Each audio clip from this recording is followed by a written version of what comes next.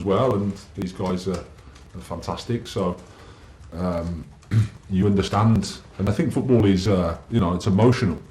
When you lose, you don't really think about it. You feel it. You feel the pain, you feel the suffering, you feel the discomfort, and sometimes it's hard to understand the why, and it's easy just to blame somebody. So and I'm sitting here saying, well, it's not like I've been absolutely perfect, so they're not completely wrong.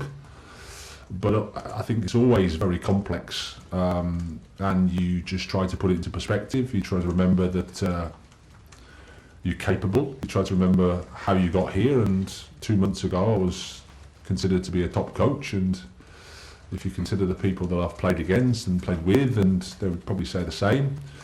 But at the same time, I also acknowledge that the results we have haven't been good enough for us, and then you have to accept and deal with it as best you can, and try to put it in perspective and keep moving forward. And have you spoken to Daniel at all? Do you speak to him regularly about the situation? What's he said to you? Yeah, I've spoken in regular dialogue with all the owners. They've been really supportive, fantastic. Speak on a regular basis, 2 or 3 times a week, I would say, and they've been nothing but supportive.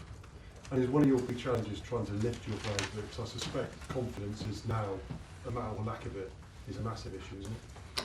Well, it wasn't so long ago we played well against Bournemouth. We played against Manchester City, a good game. Back-to-back games against Manchester City was basically 3 days. And the second game in the Etihad, in the moment we were in, isn't the best fixture you can ask for in the world, that's for sure. And yeah, we're not in a top moment, but these guys are experienced. They're honest. They've been fantastic to work with throughout. They're hurting just like everybody else is. So we have to take our responsibilities. We have to face up to our responsibilities and do our best and try to get the 3 points. Okay. Move to talk sport. Graham, it's clear that it's not going to be a quick fix getting Chelsea back to where they were. How much time do you personally think you're going to need? Well, it's not like I can give you a time frame, and that would be strange for me to do if I had that sort of intelligence to be able to foresee that time there. I mean, what I would say is at the moment, if you just look at what we have at the moment, where we're at in terms of the players that we've got unavailable, it can skew the picture a little bit. So if we had those guys back, then the picture changes. I really do. I don't think we're as far away as we may think from the outside. But at the same time, you have to keep going from window to window, keep trying to improve the squad, keep trying to improve the culture, keep trying to develop the football idea, keep moving forward.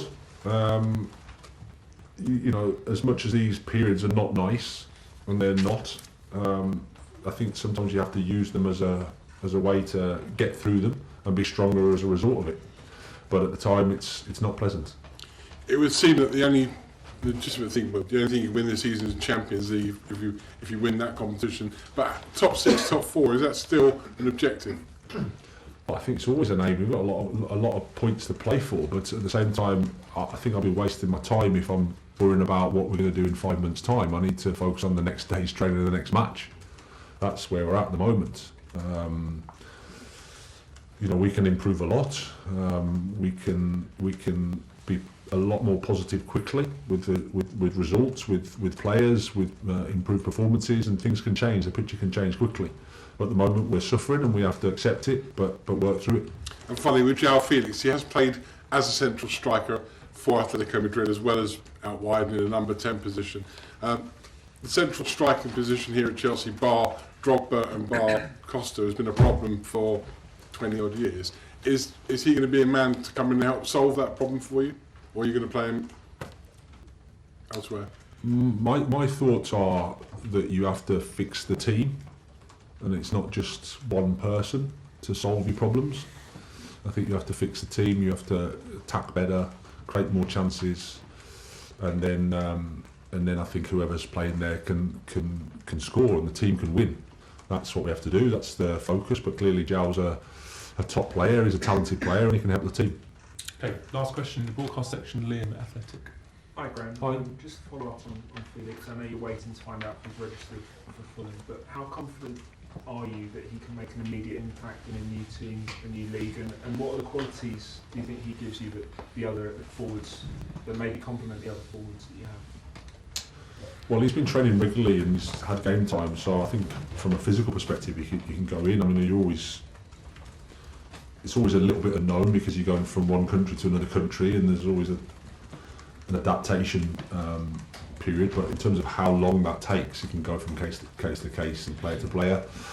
I look at him as a confident person, a confident player that's able to impose himself on the game. His personality, his attributes are that he can take the ball, he can take it in tight spaces, make the difference in the final third, make some passes.